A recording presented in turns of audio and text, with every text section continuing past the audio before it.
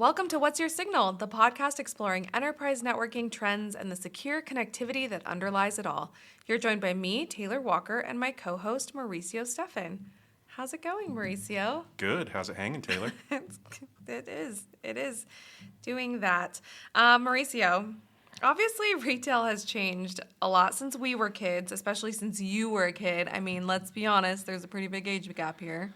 Yeah, I remember when I was a child having to jump on the wagon pulled by the horses, go into town to the general store, run by Old Man Miller and his wife who lived above the store to get my 50-pound bag of flour and grain and horse feed and all the things that you get and hard candy. That was my favorite part, the hard candy.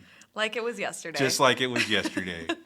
Okay, but seriously, yes, retail has changed dramatically at the end user level and in stores and other point of sale situations too.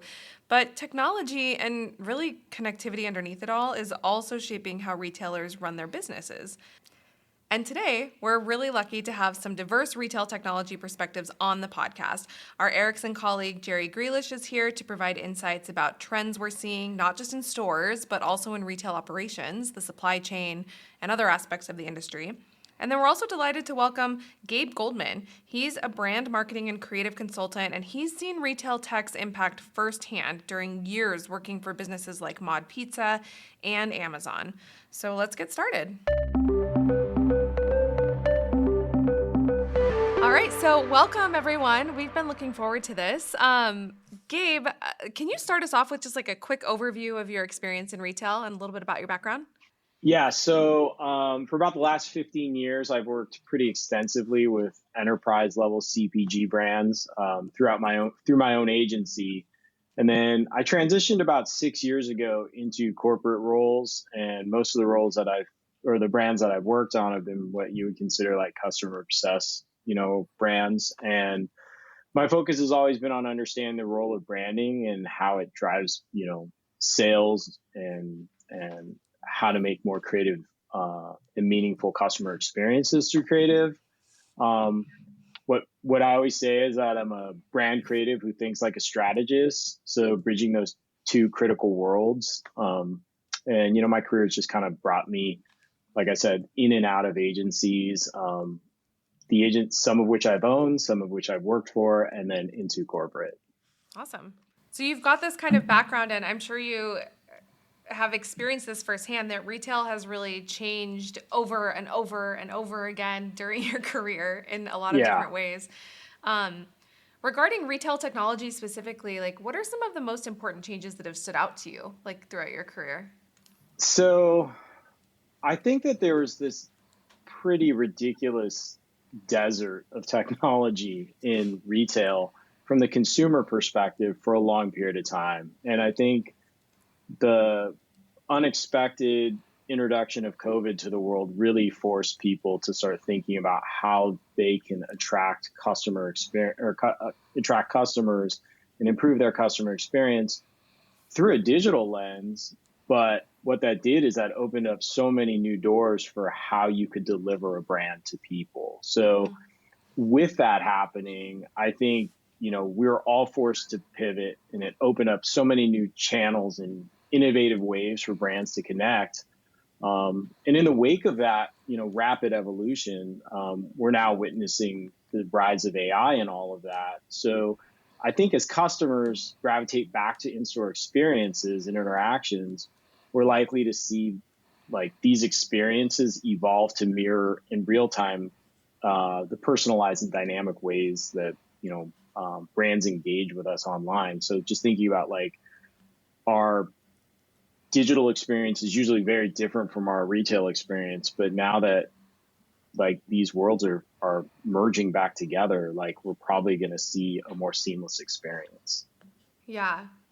What are some examples of like the doors that kind of opened up from a technological perspective? Are you referencing like the buy online, pick up in store, or just the company that I was at used to do about like I think 8% sales like through mobile and digital, and during COVID it had to pivot, and it picked up it increased from 8% to almost 40% in like 2 years because they were forced to make that change.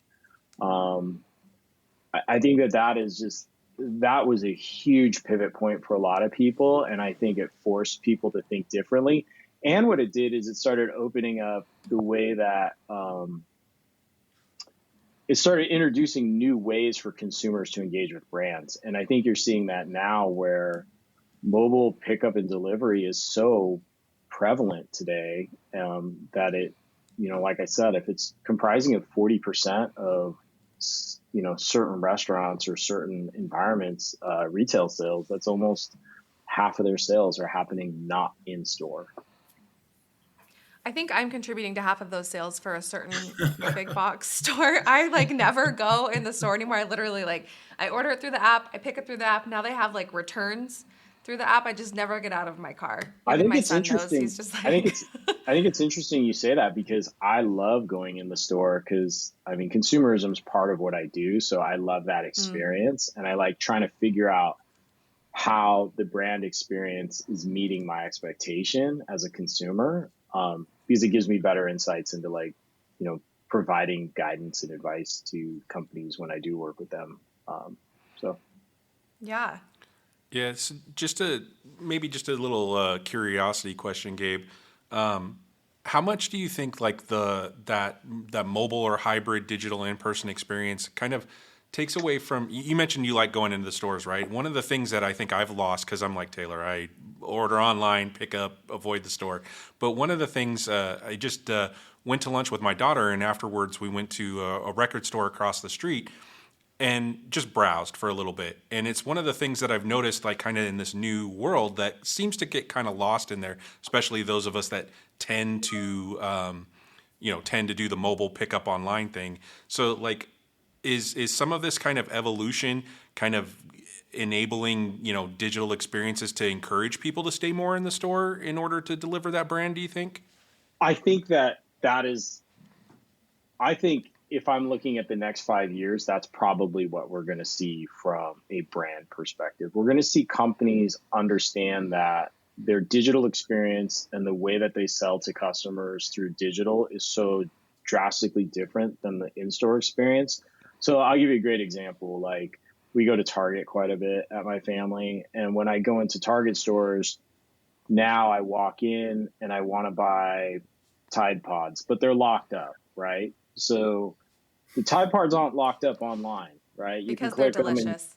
yeah, right. You don't want to eat them, right? But so I think that these are creating these CX questions for consumers and for big companies. It's like, how do we create a more seamless experience from our store experience to our digital experience? And I think you're going to see a bigger rise in that. I think you're going to see technology starting to really jump into how do we, mimic the learnings we have from our digital experience in our retail environments. And I think that retail just in general, it's been technically, I was talking more about grocery because I was talking to a big grocery brand lately and I was like, it really hasn't changed since the 50s, right? So, with the invention of mobile pickup and stuff, I think we're just opening that gate now.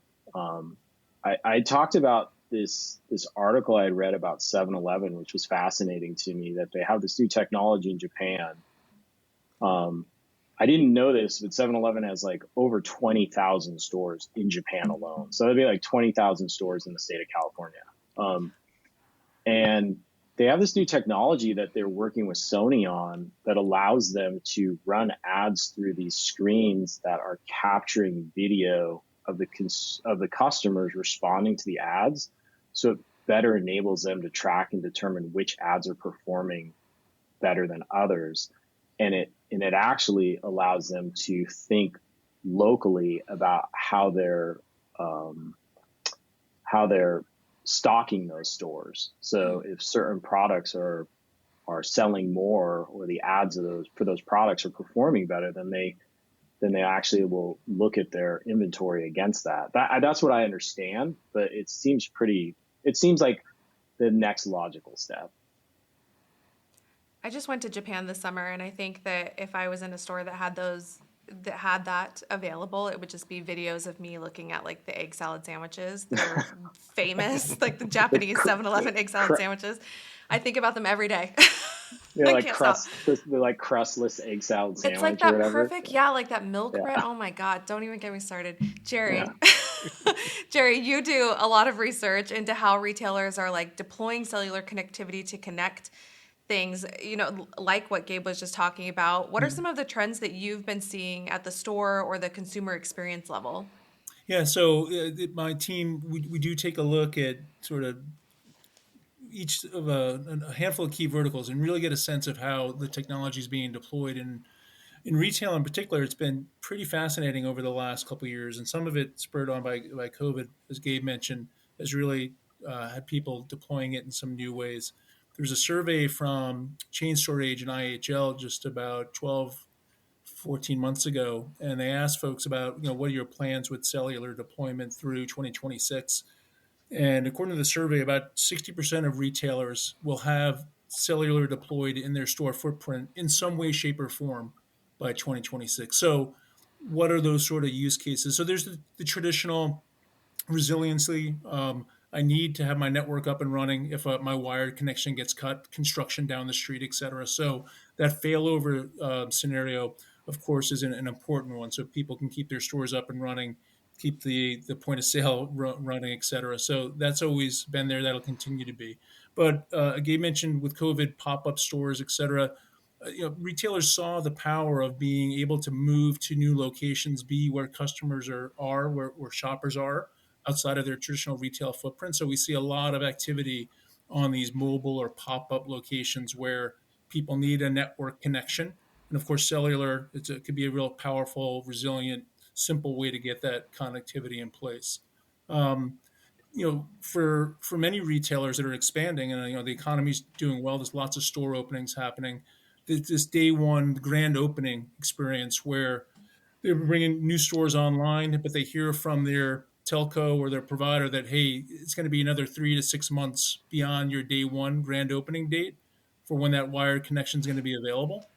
Cellular is a great option for that, to make sure that you're opening the store when you plan.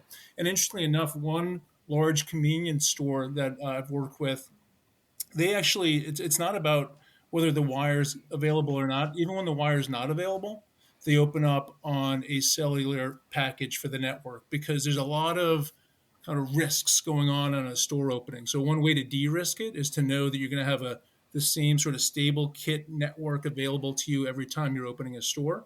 And then over time, they might put that cellular connection into more of a failover, but it's cellular with Ericsson is the way they bring it up each of their new stores across the U.S. So it's a great example of, I think, how cellular has kind of moved out of more that traditional role. And then just within the store environment, if you walk into a store, the amount of things that are connected, and I know Gabe sees this a lot in the work that he's done, is just amazing compared to what it was like, even like 5, 10 years ago, right? So, the traditional point of sale, but you have cameras and kiosks, and it extends outside of the store to the parking lot. You have connected workers with push to talk, tablets, all these things.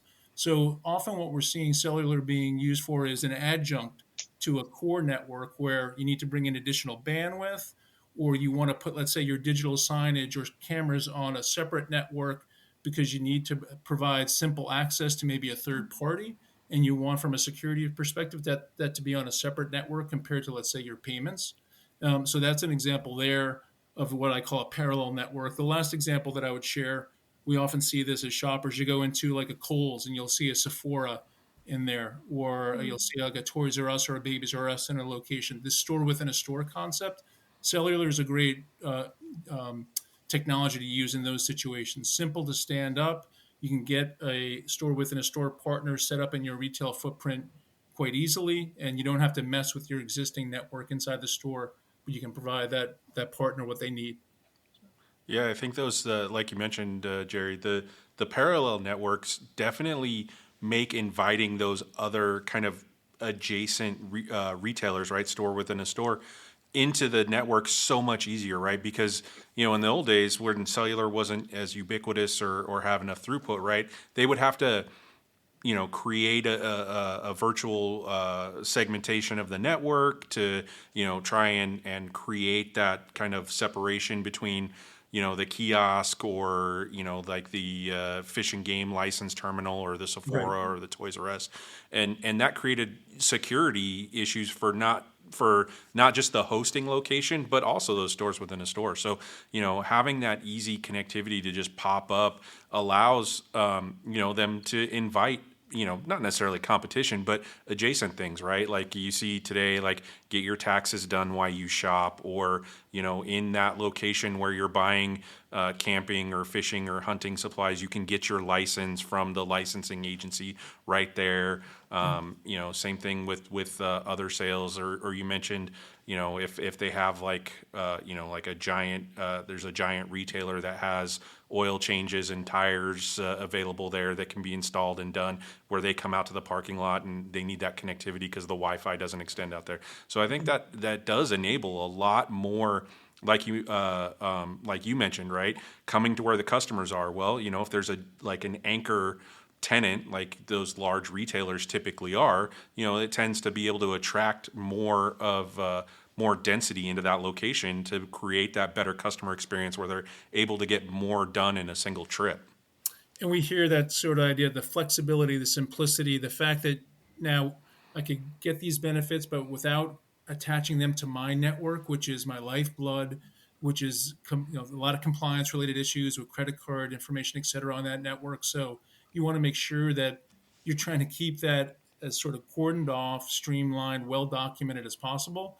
And then if you're an IT team, security team, and you hear about your marketing brethren want to bring in this store within a store partner or do this pop, you're like, oh my gosh, how the heck is that going to play? And that's where these parallel networks can really be a godsend. So.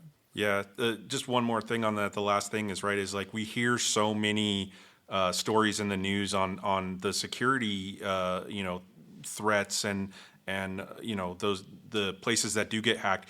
It's because of those IoT use cases or, store within a store application. I don't want to say store within a store. Most of the time it's the IoT stuff where they're able to get access to the network and pivot. So being able to have those parallel networks really does de-risk the ability of people to get into a network and pivot, because if you have those parallel networks that are not just logically separated but physically separated, it makes it more difficult to pivot from one system to another. Yeah, cool.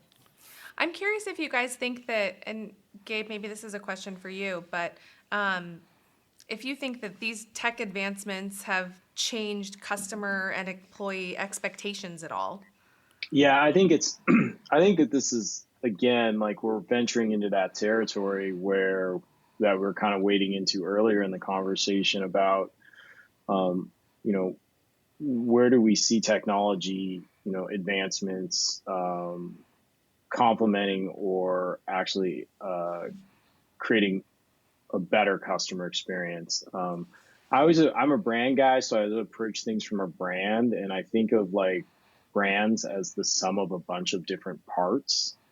And I also think of like a brand as like it's the reputation, and it's basically like what people are saying about you when you're not in the room. You know what I mean? It's not really what they say about you when you are in the room. So for me, brands are a really critical thing, and brand experiences are super critical because it's one of the kind of like five fingers of a hand, right? For me, making sure that the customer experience from if you think of it in a marketing term of like the full funnel experience, right? Like, say you're online and you're buying something and they just make it so easy for you to buy it, right? And so you go, wow, that customer experience was amazing. I went in, I found what I wanted, I clicked it, my card was already set up, and I'm getting it tomorrow. Like, Amazon.com, right? Now, why wouldn't you want to make the retail experience the exact same as that, right? Like, why would my retail experience be any less than that? So that was the point I was trying to make. I think that there's a lot of learnings we can take from our digital experiences and now port that back into a retail experience that becomes more seamless. A good example is my wife and I went to Dick's Sports. We wanted to buy something. My wife had all of this stuff in her hand. She's walking to the front. she can't transfer money to our card, our debit card, to buy this stuff because there's no service in the building. So it got to the point where she was just like, let's go. I'm tired of this, you know? So you do that enough times, it equals a bad CX. So that leaves a horrible taste in a customer's mouth from a brand perspective. And then it starts impacting things like CLV, where customers decide that they don't want to go there anymore because it doesn't. So if companies don't really start taking that stuff seriously, like the simple thing of like having a clean store, having clean employees, having Wi-Fi service, all that stuff, which you get in a digital experience, right? You get great CX, you get great help, you get great support, and you get great checkout. The retail environment is the thing that needs to catch up now. And I think that technology can help make that experience way more seamless. Another good example is like I was at, I'm a pretty dedicated Safeway shopper. And one of the things they had at Safeway was that they have these digital coupons that if you're a Safeway, like, loyalty member shopper, you get that discount, but you have to be logged in and you have to like take a picture of it. And there's this little weird process that you have to do to get that. But wouldn't it be more seamless if you geofence that area? You knew that when people who had, rewards or loyalty walked into an environment, they automatically would be awarded those awards, right? So you don't have to go and take a weird picture and make sure it registers. So that the customer experience is like you walk in, you shop, you buy all this stuff, you see that it's on like special or there's a coupon for it, but you don't have to do anything other than that except be a member and and have your phone on you. Like that's the kind of customer experience that I would really appreciate. The last company I was at too, I used to always, beg the question, why aren't we geofencing these stores? So when people walk in, we can give them benefit, right? We can add a benefit to the experience that feels more human and personal. So now you feel like you're having a conversation. And that's the point I try to make about brand. It's like brands aren't in a position anymore in this world, in this era with this customer to say, trust us, we're the best, right? Brand conversations now are exactly that. It's a conversation. It's reciprocal and it has to be an exchange. And unless you're listening and responding, if you're only responding or you're only listening, then you're not doing enough. So I really believe that we are in like this watershed moment where we can make that decision to create a more seamless experience for customers, which always at the end of the day will leave a better taste in their mouth. And I think just one thing maybe to piggyback off what Gabe was saying about the conversations and customer experience. I'm a dad, and just observing my kids when they're in the store, the way they want to engage and have that experience can be very different than what my expectation is. So, I might want to try to find somebody to talk to, and if they're a connected worker or they have a tablet, even better because they have the information I need. My kids might want to jump on the app or go to a kiosk to type something in and head down that path, right? So that's where I think one of the reasons why we're seeing some retailers have an explosion of devices is because they need to cater from a customer experience perspective to a set of expectations that's going to vary now among their customer base, and they want to be there to make people comfortable so they keep coming back, right? Yeah, and I think piggybacking off of that too, it's like I think with the the challenge that a lot of retailers face now is a higher minimum wage. So that means less bodies in the store, right? So how do you create, how do you augment that human touch that, that, some people want? And then how do you make it, really easy for people to access things, maybe digitally without people? So you have to look at all of it. You have to look at the full spectrum of the customer base and understand like how you're going to answer all of their needs, because you'll start attriting certain customers if you're not answering that need. And I think a lot of companies just either will like hyper focus on like who their core market is or something like that. But I don't know if that's a sound strategy, because you Like I guess that makes sense if it's a very particular product, but like in, big box retail, grocery, stuff like that, like you have the full spectrum of customer walking in those doors. Absolutely. Yeah, I think that,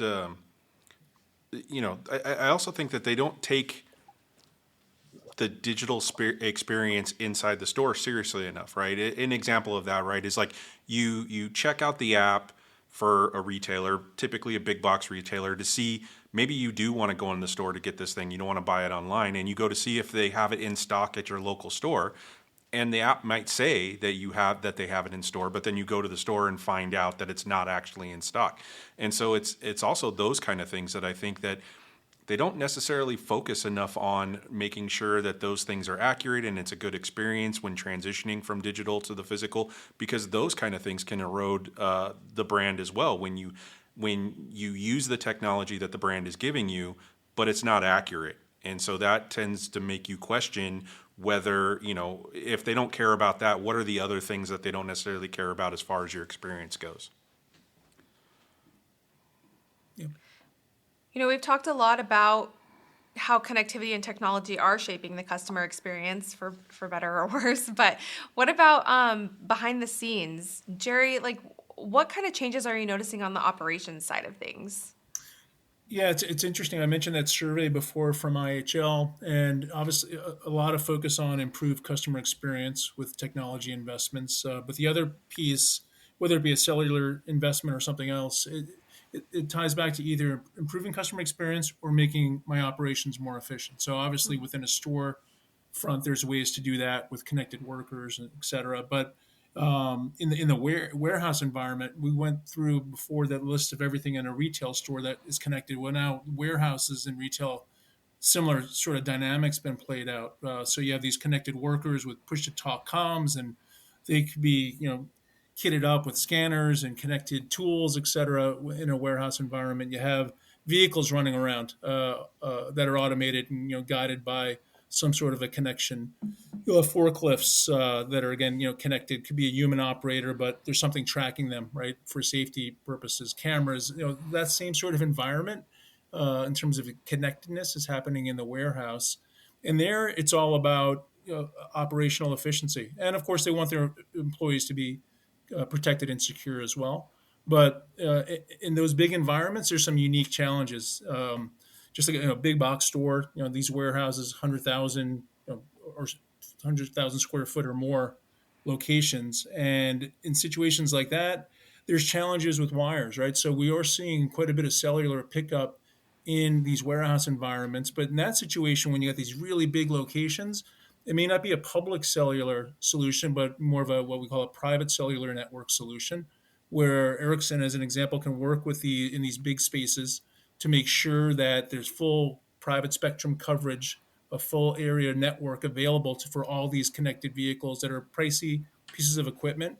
They need to stay connected. They need to stay operated and stay operating. And the way to do that is through this sort of private solution that brings you all those same benefits of the kind of the wireless WAN public solutions I was referencing before, but now it's bespoke for a specific organization. Also brings some unique security benefits as well. So there's that full coverage, but because it's your own private environment, all your connected devices have an extra security layer also. No, okay, sorry, I thought Mauricio had a question. So we've talked a lot about kind of what things look like today, and then starting off with how a lot of these changes started during COVID. But what about tomorrow and the things that are coming? And I'll pose this question to both of you. What do you envision changing in the next 5 years or so in these retail environments? Gabe, let's start with you. Yeah, so I mean I'm optimistically cautious about AI for sure. I think that there's some really amazing positive implications for it. Barring another global disruption, I believe that digitalization and customization in the store customer experience will begin to merge. Like I said, with our digital interactions. So I think just creating this more seamless experience. I think the thing that I do the reason why I'm cautious about the AI piece is because I caution the overuse of it.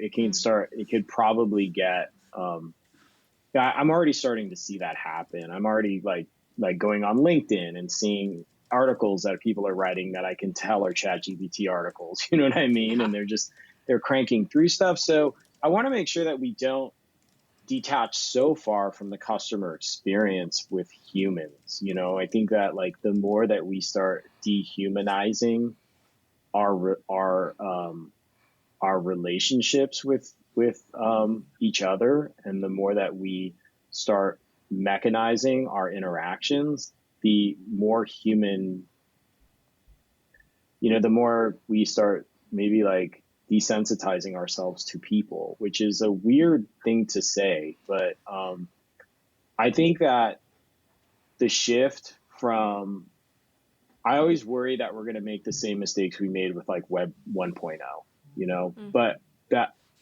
I'm hopeful that that shift was very, it was a huge paradigm shift because we went from analog to digital. It was like one practice to another. This is a digital to digital transition. So hopefully we can apply some of the learnings over the last 30 years to make that a little more, to like see I guess like read the tea leaves a little bit better. So for me, I'm hopeful that we're not, I'm already starting to see people talk about like, terms like AI slop. And, it's like people are already starting to identify the parts of AI that are terrible, right? And they're already starting to weed those out. And I know that corporations are already starting to like create legal limitations to like how AI is used and implemented into your daily life. So I feel blessed in knowing that like we're aware now of the pitfalls that we didn't know when we created the internet. Like we just were like, wow, this is great, and then it just turned into a junkyard of everything. Right now, I think we've learned I think we've done a better job at learning the way to be digital and learning the way to like use a digital experience. And I'm hopeful that we don't, that we're creating positive experiences for people. I still would hate to see the demise of human interaction in retail, and I'm already seeing it. So hopefully we find a balance there. Yeah, I think I think you're absolutely right, Gabe. Right, is that sometimes, especially when technology advances, people just apply technology to apply technology's sake, right? And hopefully as we move along, and technology improves, we learn the lessons of not applying technology for technology's sake, but applying technology where it makes things better and not create more distance between us. I know we've all seen the Coca-Cola ad. Everybody has their opinion about it. And my biggest concern about it was, having worked on Coca-Cola for a long time as an agency, their whole premise was about human connection, and it was about like people, so to turn their entire like holiday campaign ad into an AI driven, AI created experience where people are AI, it really was off-putting. So I feel like that was a little bit tone deaf. Like, and to your point, Mauricio, like it was like using AI for AI's sake. It wasn't the right thing for the brand to do, but they did it just because of the novelty of it. And I hope that companies see past that.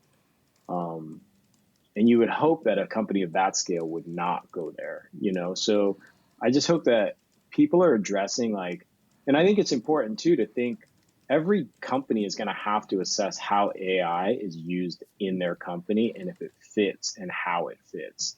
There's no blankets, solution to it. And I think there's great places for it.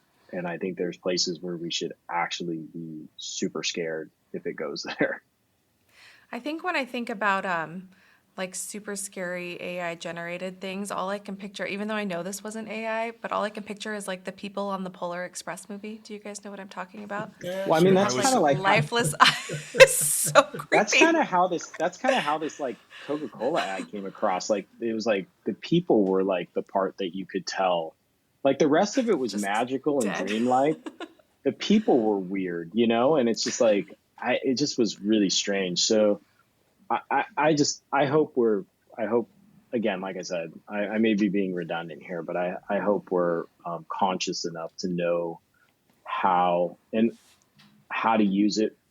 And I hope that brands are thinking about that. And I hope they're thinking about it from, my angle, which is a creative side. And, you're probably going to see a rise of a whole new group of employees at companies who are just thinking about how AI is impacting brand, finance. I mean, it's going to be pan across every company moving forward. So Gerry, any thoughts from you on kind of where you see things Yeah. going in the next few years? Yeah, I guess just to play off some of the things that Gabe had mentioned, and I guess from a technology perspective, I'll just start first maybe with cellular, and I guess it's not the next few years; it's actually happened now. So I guess the here is now.